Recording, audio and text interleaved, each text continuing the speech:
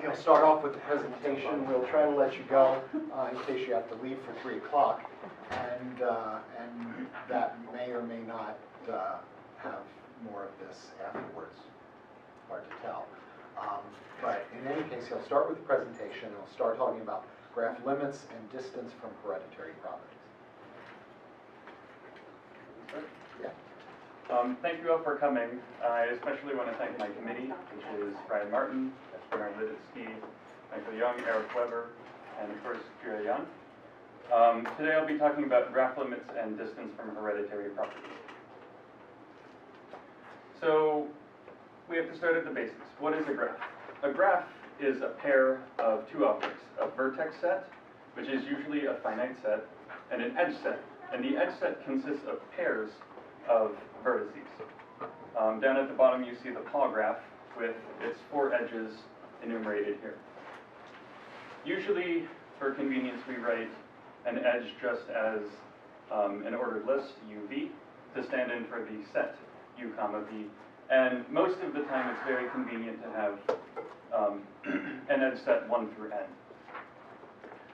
We say that U and V are adjacent if UV is an edge, and U and V are incident to that edge, UV.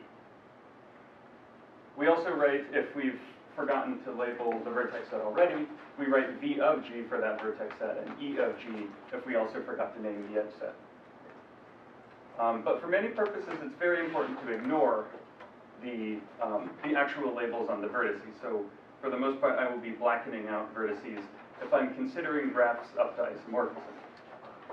Up to isomorphism more or less means that if you try and draw them, then you can move around the vertices and get to the same picture without breaking any connections or adding vertices, etc. One useful object that we will associate to a graph is its adjacency matrix. So the adjacency matrix is, if the graph is a graph on n vertices, then the adjacency matrix is just the array that records the whether or not I and j are edges. So because this graph has 1 and 2 adjacent, you see an edge both in the 1, 2 column and the 2, 1, or the 1, 2 entry and the 2, 1 entry.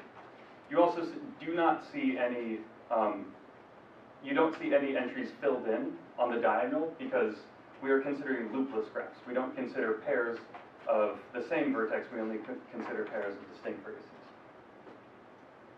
Are there any questions on this slide? Especially to my committee, feel free to interrupt me at any moment if you need clarification on anything like that. So what's the matrix where you have the degrees along the diagonal? What's that called? That would be the Laplacian. Yeah, I think that's the Laplacian matrix. It's been a while. But yeah, they record the same information. They just, this is the one that's going to be more useful because we're going to deal with this creature over here as an analytic object soon. And I should also mention that to me it's a little easier to read this than it is to read this. So for the most part, I'm probably going to be filling in 1s with a black square and 0s with a white square. So what are some common families of graphs? Well, 2 very extreme cases of graphs come to mind.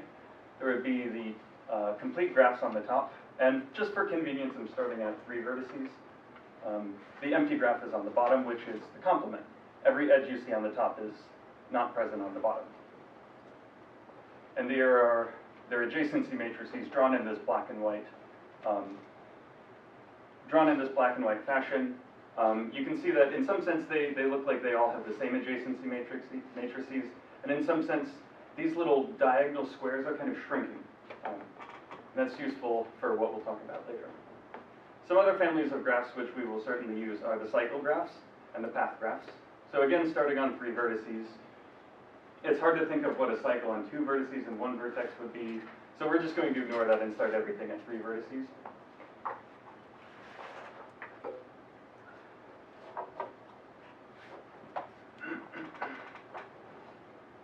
And another useful notion in graph theory in general is a subgraph. So we say that a graph F is a subgraph written with the subset notation, although sometimes this notation is not standard. If for example, if it first has the same, a subset of the vertex set and a subset of the edge set. We can't delete vertices without deleting the incident edges. That's important. So for example, I can't have the edge 1, 2 if I don't have the vertex 1, 2. So both of these conditions are needed, but especially the graph F has to be a graph. So there are other kinds of structures that we can talk about. An induced subgraph.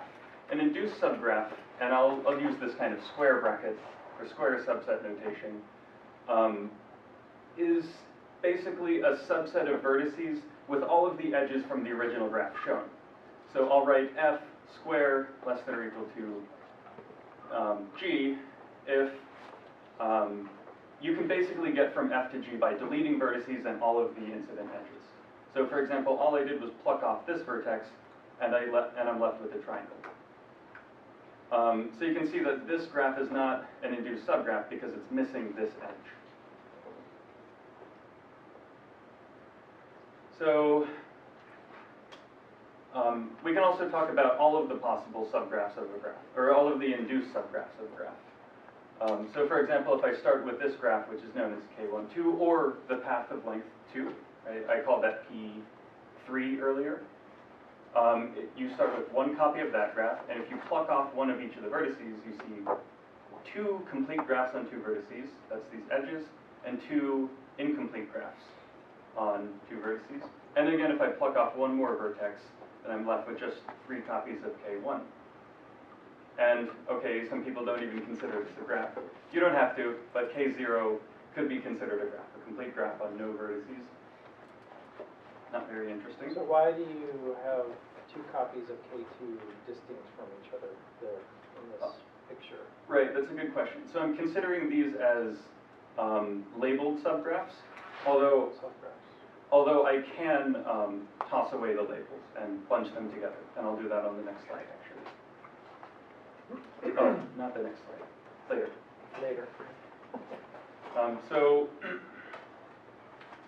Now we have to get to hereditary properties. So a graph property in general is just like any property. It's just a set of things that are said to satisfy the property. A graph property is just a set of graphs. And for technical reasons, I'm going to leave out all of the technical reasons, but you could, for example, fix your universe as the set of all labeled graphs with vertex set 1 through n for some n, or you could say graphs up to isomorphism, which is this erasure of the labeling. That's so you don't have to do category theory and all this, like dealing with formal classes as opposed to sets. A graph property is invariant if it's closed under isomorphism or relabeling. So if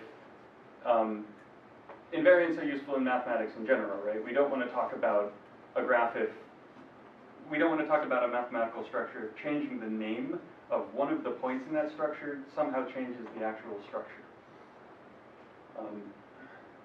And an invariant graph property is hereditary if whenever an induced subgraph, whenever you have a graph G and an induced subgraph, then that induced subgraph is also within the graph. I should mention this property over here, I'm calling it transitive graph. That's not really standard terminology. It's not, I wouldn't see that in a textbook if I were to look it up. But famous other hereditary properties include planarity and being bipartite, which we can call, which they actually satisfy a stronger property, monotonicity. Not only are they closed undertaking induced subgraphs, they're closed undertaking subgraphs. So I can delete edges, right? I delete one of these edges and, no, that's not a good example. But anyway, so these graphs are these graphs are hereditary, whereas these 2 families of graphs are monotone. There's a classical remark. We can denote a famous, or a way to construct hereditary properties is by forbidding subgraphs. So we could say forb of F is a family of graphs that forbid induced copies of little f's belonging to F. So what are forb of F in each of these cases? Well, so in this case, what I'm calling a transitive graph is a graph for which the edge relation is transitive. So U adjacent to V, V adjacent to W implies U adjacent to W. That's the same thing as forbidding a path of length 3. What about planar graphs? Well, this is a bit more complicated. These are Kuratowski and Wagner's theorem, but the forbidden subgraphs of planar graphs are minors of complete graphs and complete bipartite graphs. I didn't come up with this, I didn't show this notation, but it's this graph.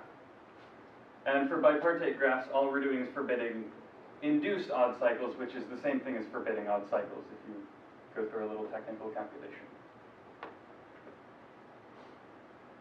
And I should also mention that all hereditary properties are forb F for some family of graphs, namely the graphs that aren't present. Joke. So let's go through an example. So why I talked about these transitive graphs. So let G be a graph whose edge relation is transitive, i.e. whenever you see edges UV and VW, then there is also the edge UW. That's the same thing as saying you're forbidding induced V3.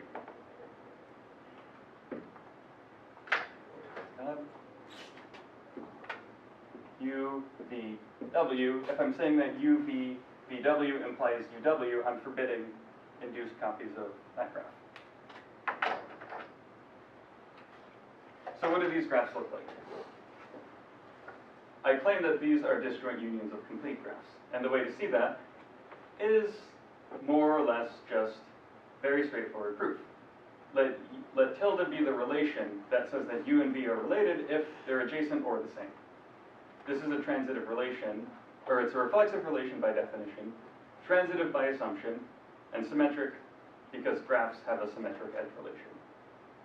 So it's an equivalence relation, and you could break it up into equivalence classes, and by just inspection, those equivalence classes have to be complete graphs. Because everything in a class is related, therefore either the same or adjacent. It's just a kind of visual way of illustrating this. I see in this graph an induced copy of P3, so that's unacceptable. I see in this also an induced copy of P3. That's unacceptable. Likewise, you can fill in all of the edges in that fashion. And another kind of cute corollary is you can apply Ramseys Theorem to hereditary properties to get some nice, to get a neat little result. So Ramseys Theorem says that there is a threshold at which every graph on at least that many vertices, whatever that threshold number is, either contains an induced copy of KS or an induced copy of an independent set, an empty graph on T vertices. And so kind of a corollary of this is that any something hereditary property either contains all complete graphs or all empty graphs. So the proof of that is just suppose you have a graph in the hereditary property with a lot of vertices, then by Ramseys theorem it contains one of these two. And then you just delete all of the vertices off of that, and by heredity it contains either that KS or that KT. So what property did we assume here? Well, we said that more or less all we assumed is that H has big graphs in it. So any infinite hereditary property. Any hereditary property that eventually, that continues to have graphs on n vertices. But there are other ways to view graphs and other ways to structurally compare them. So this is the normalized edit distance of two unlabeled graphs is the symmetric difference of their edge set, and we have to assume that they're on the same edge set. So it's the symmetric difference of their edge set divided by the number of possible edges, n choose 2. And in other words, it's the number of changes you would need to make to G to mutate it into H, where a change is either an addition or a deletion of an edge to the edge set. So what about these two graphs? Well, what would you need to do to turn this graph into this graph as a labeled graph? First of all, they disagree at this edge. One of them has it, one of them doesn't, so we delete it. They disagree at that edge. They disagree at this edge, where instead this guy has the edge, whereas this one doesn't. And so the number of edits we had to make is the number of red and blue squares divided by 2, since you counted each one twice. But in some sense, that's a bit unfair because these graphs are closer than they appear. If we were treating them as unlabeled graphs, all you have to do is make one mutation. And their distance is now 1 instead of, or 1 divided by 6 instead of 5 over 6.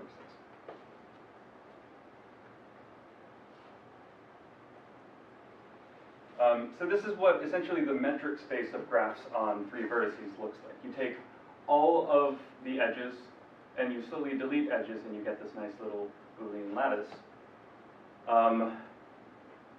But as Eric mentioned earlier, we can kind of treat the graphs on each row as isomorphic copies of each other. These are all isomorphic, so are these, and so is this one with itself and this one with itself. So if I bundle them by isomorphism, then I have a slightly smaller looking metric space, namely this little chain.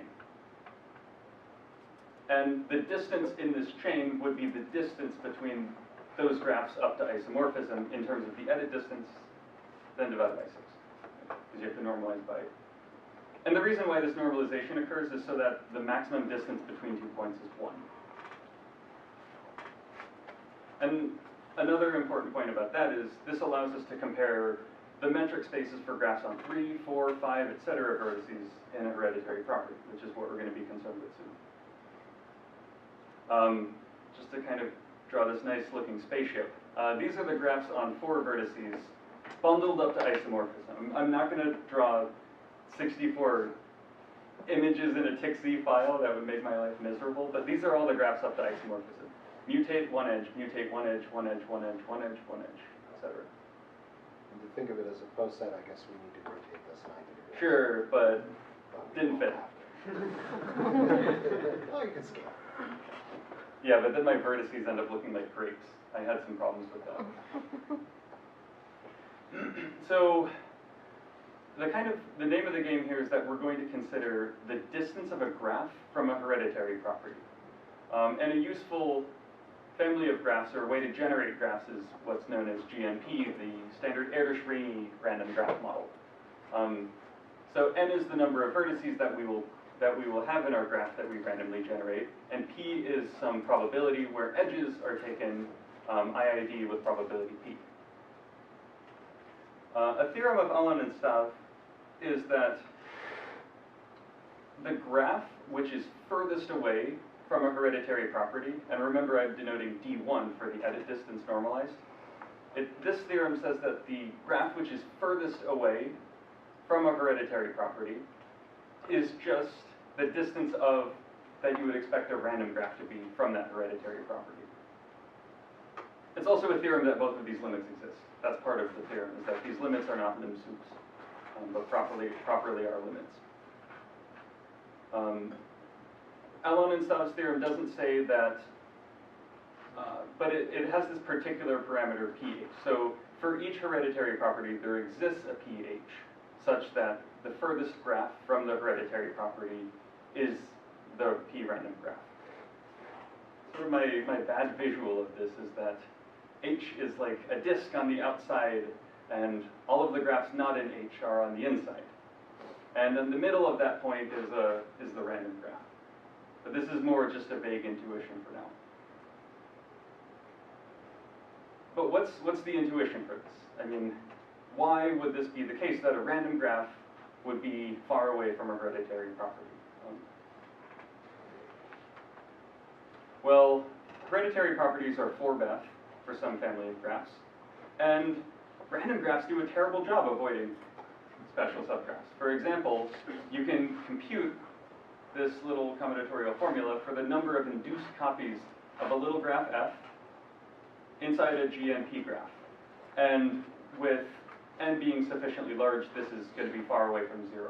So clearly this is a bad way to avoid forbidden subgraphs. Sort of an improvement theorem came through Marchant and Thomason, as well as Balogh and Martin. They state that actually you can make a more universal result. For all parameters p, the furthest graph with density p from the hereditary property is actually what you would get from a random graph with density p. And actually also this function is concave and continuous as a function of this little number p ranging from 0 to 1. In general, this is a very hard parameter to compute.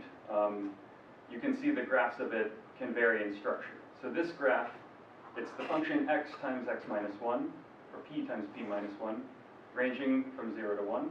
This is 1 minus p. It's not negative. Yeah, p times 1 minus p, x times 1 minus x. This is the edit distance function of the hereditary property, which is forb_c4, forbidding cycles of length 4. The middle graph is forbidding cycles of length 5. Instead of being curvy, it's straight. But you can also have instances where the edit distance function is curvy and then straight. So this is the case where, I'm going to hide this from myself. This is the case where the edit distance is the graphs forbidding induced C6. Did I do it? With a diagonal. So depending on the structure of the forbidden graph, this curve can vary quite wildly, but no matter what, it's going to be a concave continuous function. And what do concave continuous functions do? Well, they have some sort of peak, and that's the p that is achieved in Alon and Stav's theorem.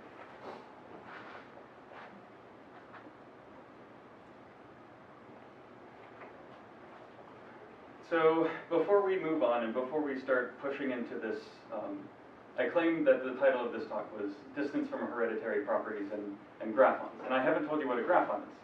So in order to get us closer, we need to be a little bit more statistical. So given a typically large graph G and a typically small graph F, we can establish this parameter called the induced homomorphism density. So the induced homomorphism density is the probability that a function from the small graph vertex set to the vertex set of the big graph pushes edges into edges. Whenever you have I and j adjacent in the small graph, you have an edge f of I, f of j in the big graph. So what's the homomorphism density of this edge within this cycle of length 4? Well, I can match the vertices accordingly. I can match the red vertex to the red and the blue to the blue. So I got 1, 2, 3, 4, and I go backwards. 5, 6, 7, 8. I'm not modding out by colorings that are the same up to changing the color. There are many things you could do, but this is the way I'm going to stabilize the parameter. So half of the functions from this vertex set to this one are graph homomorphisms, although that's not a term we're going to need to use a lot. And I think my animation is going to screw up in a second. Yeah, whoops. Anyway, so just as a very rough working definition, we don't need to stick ourselves with this, but we'll come back to it in some sense later. We can say that a sequence of graphs, and usually people consider this graph also growing very large, converges if all of the homomorphism densities of all possible subgraphs, induced subgraphs, converges. Yes? What's the difference between homomorphism and induced homomorphism? Ooh, very good point. That's a mistake. So that should be an if and only if. So we say that the function going from v of f to v of g sends ij in the edge set to f of I, f of j in the edge set. Well, really,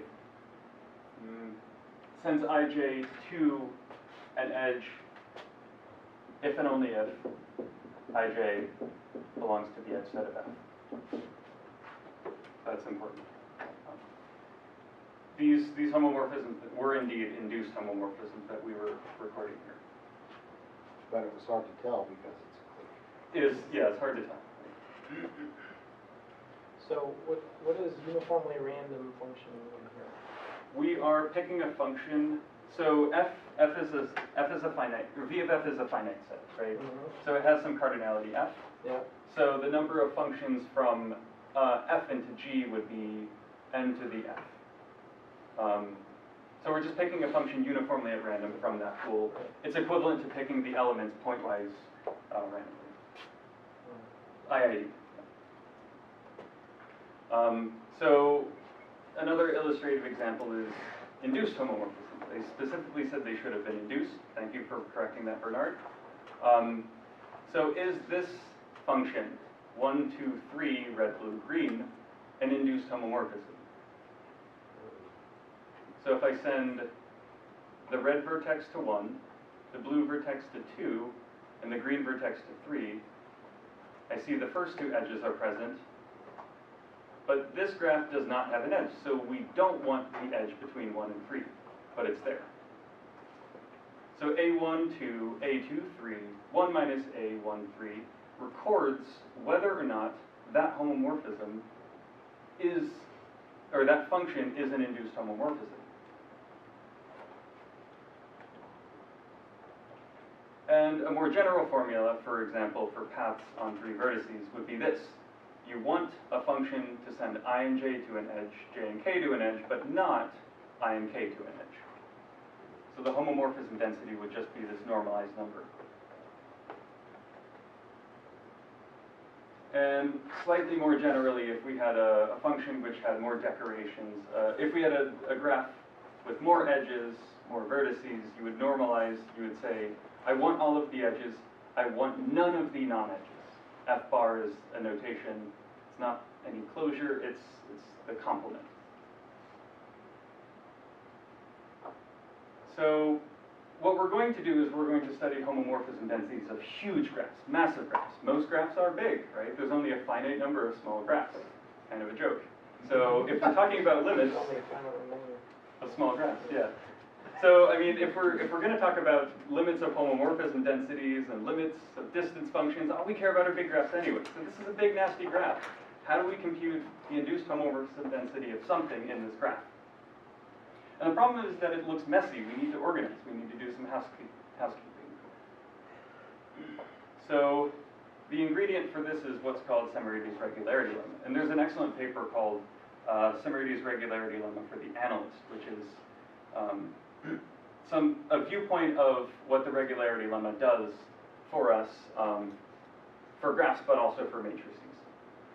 So in a graph G, we say that for any pair of vertices, we write E sub g of A of B as the number of, not exactly the number of edges between the two, it's the number of pairs A and B between them, for which that pair A and B is an edge. Is that maybe A and B intersect, we actually, for the most part, can brush this aside in some sense, but this will count the number of pairs A, B, which are an edge. And the density, it's a natural idea that we want to normalize this, because we want quantities between 0 and 1, because we're going to take limits. Things like that are important.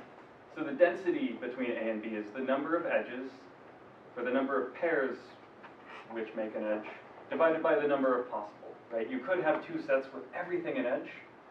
You could have 2 sets with nothing an edge. But you want that number to be between 0 and 1. So for any epsilon, we say the pair AB is epsilon regular with some density P if for all but the negligibly small sets, the density between those subsets, A naught is a subset of A, B naught is a subset of B.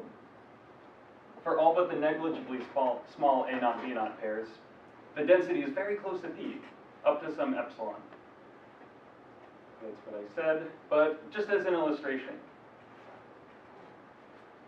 we take 2 sets A and B, take moderately large subsets, and we expect to see about P, A naught, B naught edges. And so I threw in, this is my only pun in this talk, unfortunately. This is what you would expect to see in a random graph if the behavior between these 2 graphs was random with parameter P. So the regularity lemma, I'll do it in steps because there's a lot of extra, it's a lot of like analysis. So for all epsilon and all k, there exists big N and big K, so that all sufficiently large graphs, graphs with more than big N vertices, have a nice equitable partition where we've controlled the number of parts. It's between the parameter we specified and this parameter that the regularity lemma gives us. So we get an equitable partition of the vertex set so that for all but a negligible number of pairs, the behavior between these two is random. The pair vi, vj is epsilon regulated. So in words, all graphs can be broken into a controlled number of blocks with roughly random behavior between the blocks most of the time.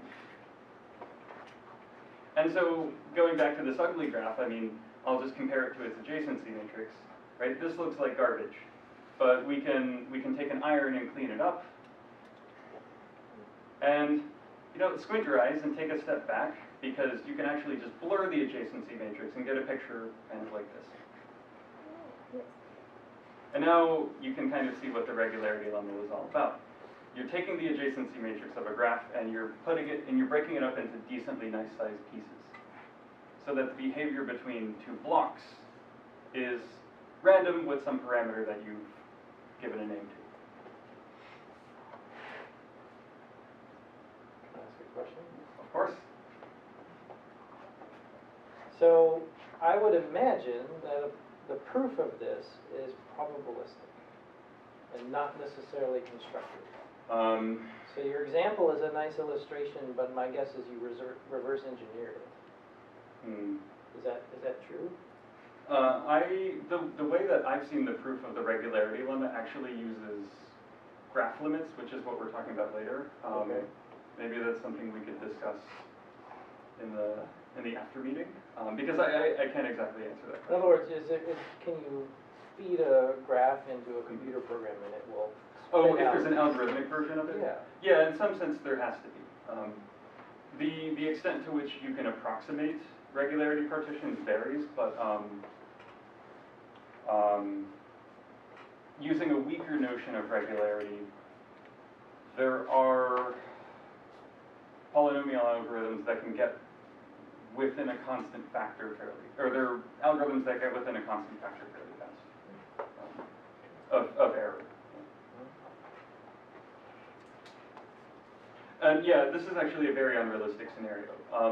This number n is huge, given epsilon and k. It's something like a tower of exponents, where the height of that tower is the reciprocal of epsilon. So like 2 to the 2 to the 2, where that number of 2's you see is 1 over epsilon to like the negative, or 1 over epsilon to like the 14th. It's huge. We can't really expect all graphs on, 20 or so vertices to have a nice partition in this fashion. Not really useful for any graph you will ever see. Yeah, but for most graphs. You're For dealing most with a graphs, but finite not the number of ones that we small want, is that what you're saying? No, for the ones I won, No, it's the ones fine. you want, okay.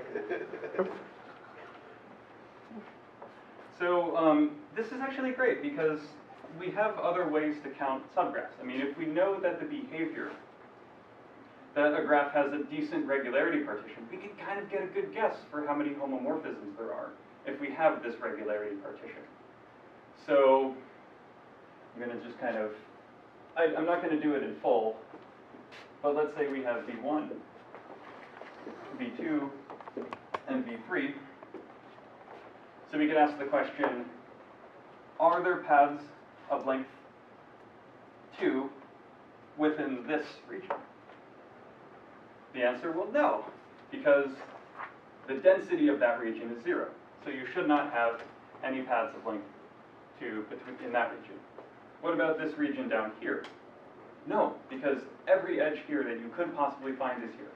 Right? Every subgraph here looks like a triangle. Every graph here looks like an empty set. So the only possible copies of, the only possible induced paths of length 2 would either fit within this or kind of jump between these structures. And this is roughly the idea of how the proofs of Alon and Stav and Balogh and Martin went.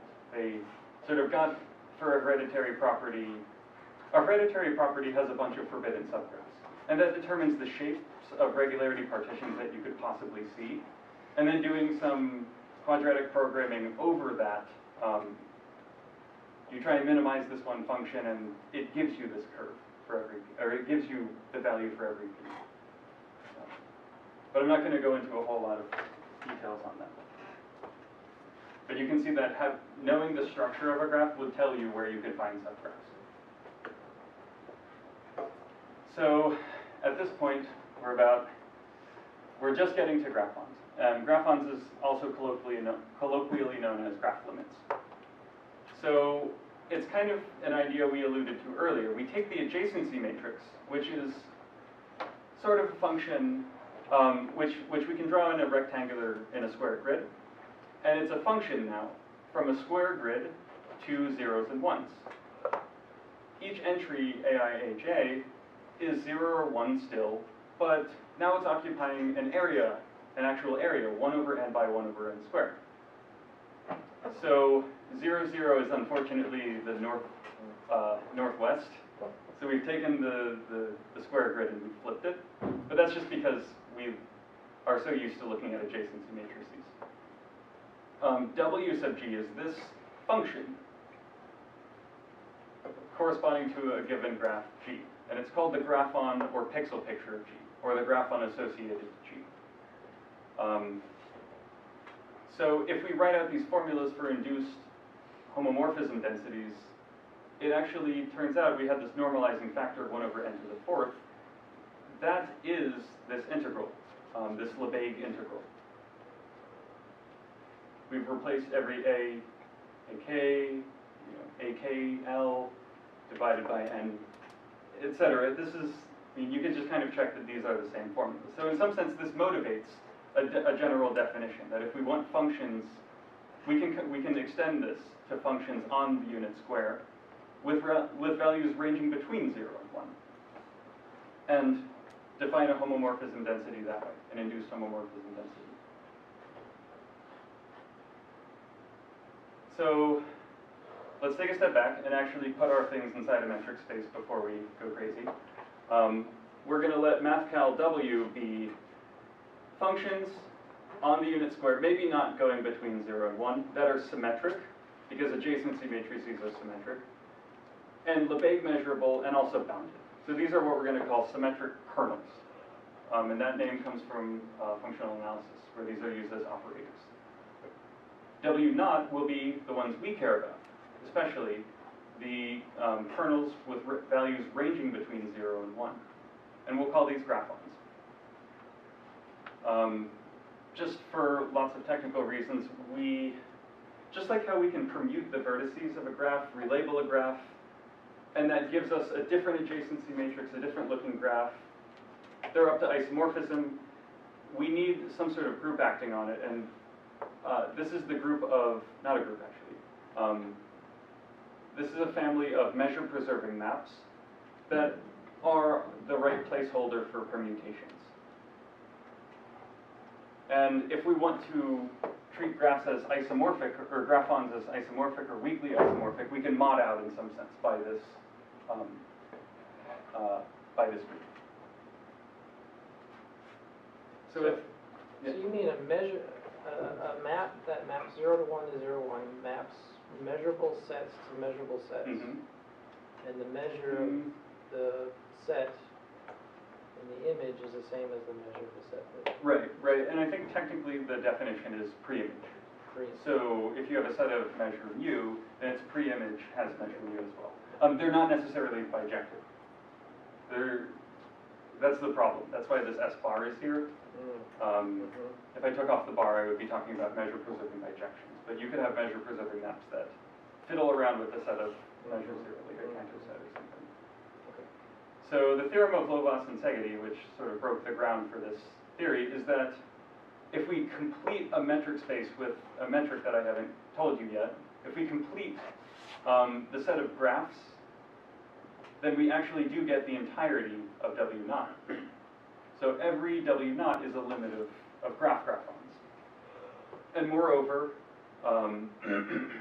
all of these functions or functionals which measure induced homomorphism density of subgraphs, they're actually continuous functions. And we'll define these metrics later. But the next fundamental theorem is also Lovász and Szegedy, that if we mod out by graphons that are equivalent. Alex, question? Yes. So you said we will define the metrics d square and delta square later. What is delta square? It's the next slide. Okay. With the right metric, if we mod out by equivalent measure preserving maps, this is actually a compact metric space. And for any sequence of graphs, all of the subgraph densities converge if and only if the graphons converge in this delta square notion.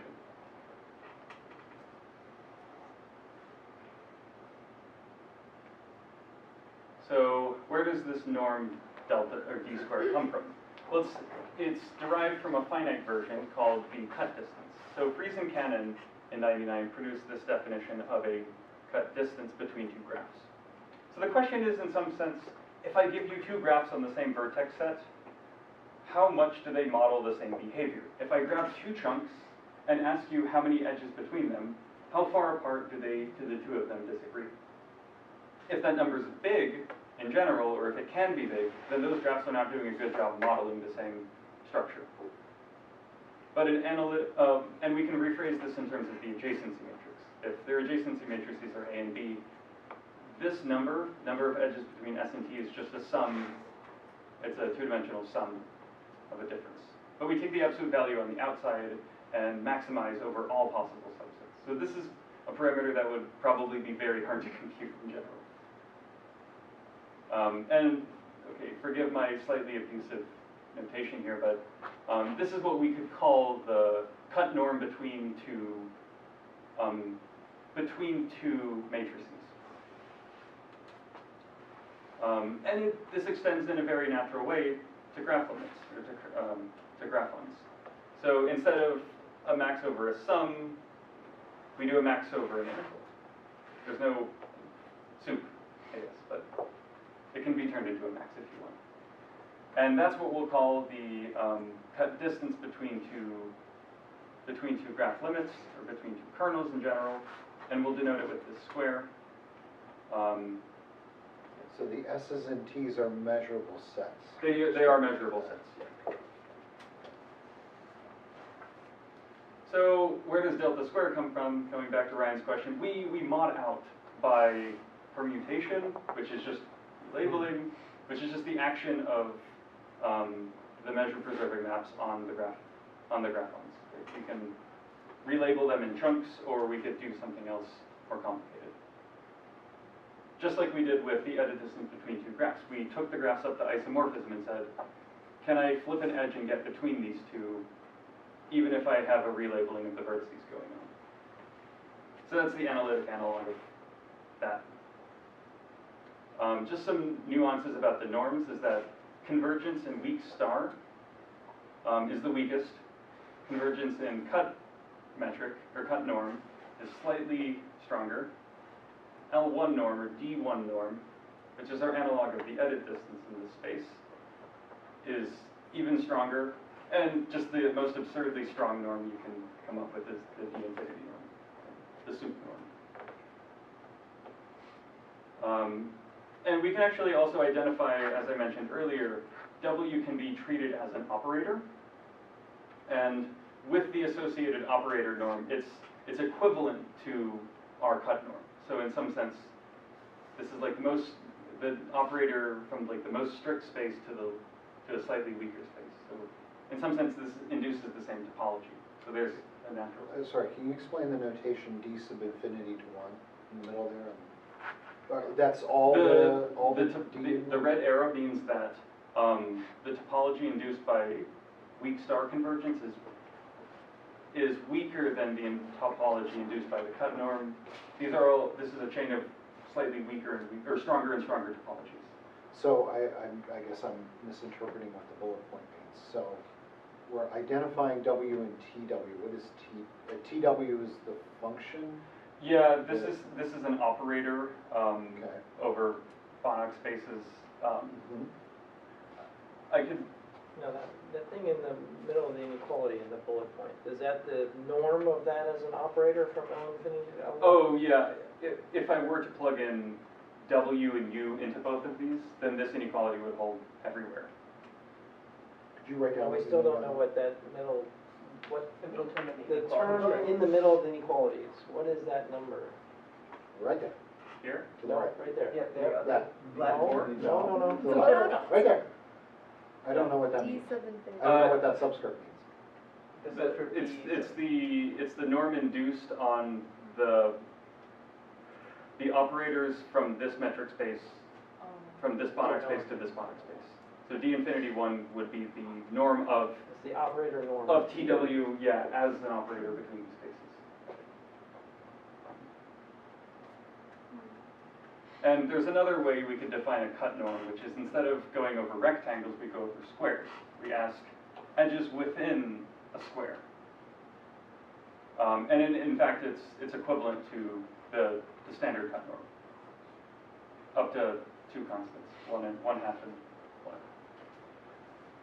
So just to kind of give an idea for how we talk about, or why graphs are in some sense dense in space. We said that graphs in some sense complete into the entirety of W naught. So given a graph on W, we can randomly generate graphs on n vertices by doing the following. Pick a random tuple, pick a random vector in 0, 1 to n, and produce a graph where the edges occur with probability Wxij, independently, etc., etc. So this is not my theorem, I apologize for the bad labeling, but with these graphs chosen according to this graph model, these will converge to W almost surely. And so that's one quick argument that graphons are dense. And another, our analog of the regularity lemma, or one weak analog of the regularity lemma, will come from step functions. So instead of partitioning a vertex set, we're going to be partitioning the interval 0, 1. This is a partition of the interval 0, 1. And a step function is just a function which takes on a finite number of values, where those values are achieved at little rectangles. And we can take a graphon and contract it. So what we do is we basically partition the unit square into little rectangular regions, and then we just take an average over each of those regions. And that's going to be the contraction of that graphon with respect to a partition. So we can crank out step functions quite easily. And we just need to make sure we're not dividing by 0, but it occurs on a set of measure 0, so in some sense who cares? So this is kind of a close analog of epsilon regular partitions, except the cut norm isn't exactly the same thing as epsilon regularity. It's weaker. But there are weak regularity lemmas, which I'm not going to have time to go through this whole proof, but you can come up with weak regularity partitions, regularity lemmas, in order to prove compactness. So this is, I would love to kind of give a sketch of this proof in the second session. So this would be a good time, I think, to take a pause and have any questions from anybody who has to leave for whatever events happen at 3:10. But you're welcome to stay after this if you're in. So are there any questions by anybody who has to leave?